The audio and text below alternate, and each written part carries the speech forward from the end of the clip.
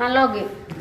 ఇక అట్ట చేసినప్పుడు నీకు ఏ విధమైన 5 సంవత్సరాలు కాదు 10 సంవత్సరాలు చేసినా సరే నీకు ఏ విధమైన మార్పు రాదు అని చెప్పి ఆ వీడియో చేసి ఇట్లా చేయకూడదమ్మా అని చెప్పి మనందరికీ మనలో కూడా ఉంటారు. నేను సిరిపురం వెళ్ళాను, వీడియో వాళ్ళకి కూడా వెళ్తుంది.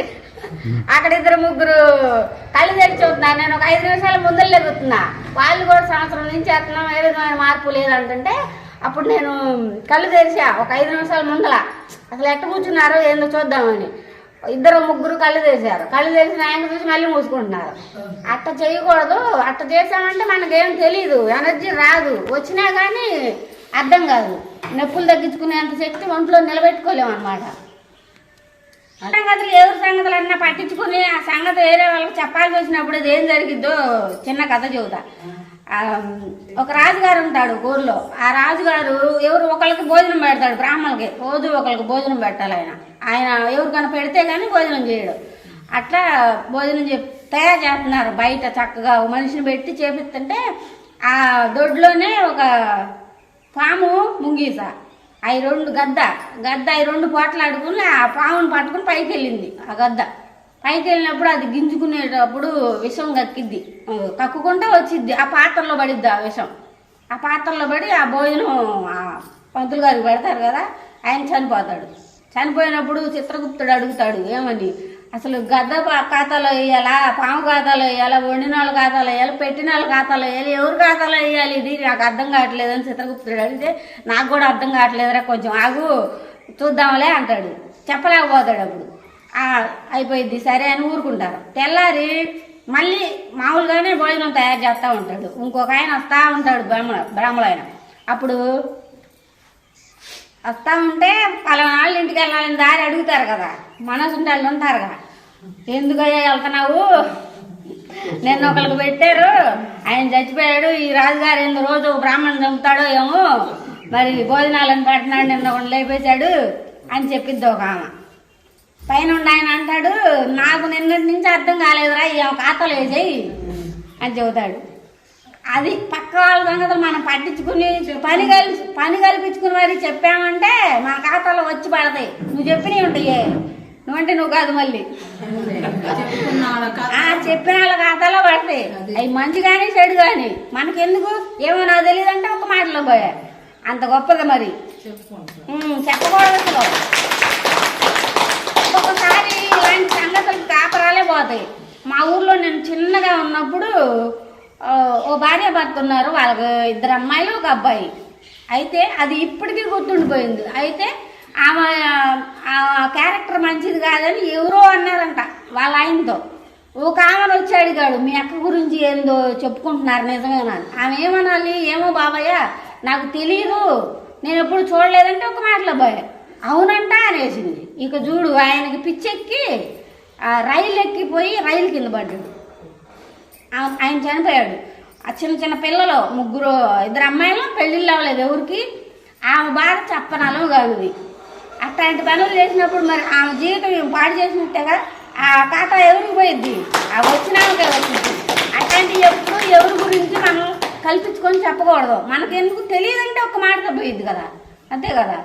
అట్లాంటివి ఎప్పుడు కూడా మనం చేయకూడదు అన్నమాట.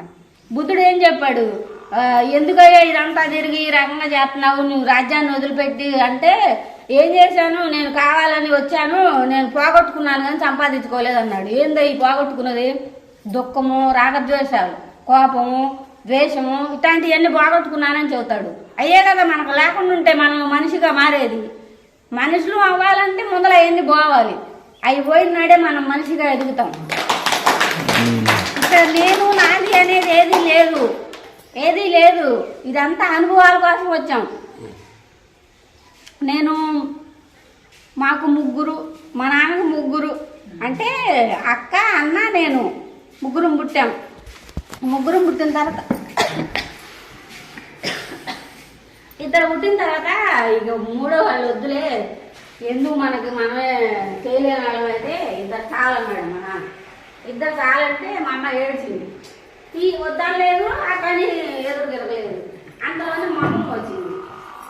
మా అమ్మ వచ్చి చంపకూడదు, అట్ట పొట్టలో ఉండగా గర్భిణి తీసేస్తే పాపం తగులుతుంది, మీరు పెంచలేక లేకపోతే నేను పెంచి పెడతా, అబ్బాయి అయితే మీరు తీసుకుందరు కానీ, అమ్మాయి అయితే నేను పెంచి పెడతా, అబ్బాయి అయితే మీరు తీసుకుందరు కానీ తీయటానికి వీల్లేదంటే ఇక ఇద్దరు ఏమనలేదండి, నదలకుండా ఉన్నాడు. అప్పుడు నేను కుట్టిన తర్వాత ఇంట్లో కలిసి రావడం చక్కగా అంత బాగుంది. కానీ వాళ్ళిద్దరికంటే నన్ను ఎక్కువ బాగా చూసేవాడు మా నాన్న. వద్దంటే మా నాన్నే బాగా చూసింది, మా నాన్న బాగా చూసేవాడు, నన్ను కింద పెట్టేవాడు కదా, అంత బాగా చూసేవాడు. ముగ్గురు చక్కగా చూసుకునేవాడు. నాకు 8-9 సంవత్సరాలు వచ్చేసరికి మా అన్నయ్య చనిపోయాడు. ఎందుకో తెలియదు, ఇప్పుడు చనిపోయాడు. అప్పుడు ఇక మా అమ్మ మంచంలోనే ఉండేది, ఎప్పుడు ఉండొక్క అబ్బాయి పోయాడని. మా అక్క నేను చక్కగా పెంచారు, పెళ్ళిళ్ళు చేశారు ఇద్దరికి. నువ్వు ఇంకా ఓర్పుతో ఉండు, నిన్ను నువ్వు కంట్రోల్ చేసుకో. ఒకటి కావాలి అంటే తగ్గి ఉండాల్సిందే. కృష్ణుడు అంతటి వాడే చెరసాలలో జన్మ తీసుకున్నాడు. మరి మనం ఎంత తల్లికి దూరంగా పెరిగాడు. మరి రాముడు తండ్రి మాటకు విలువిచ్చి అడవులకు పోయాడు. మరి మనం ఎంత ఎన్ని కష్టాలు పడింది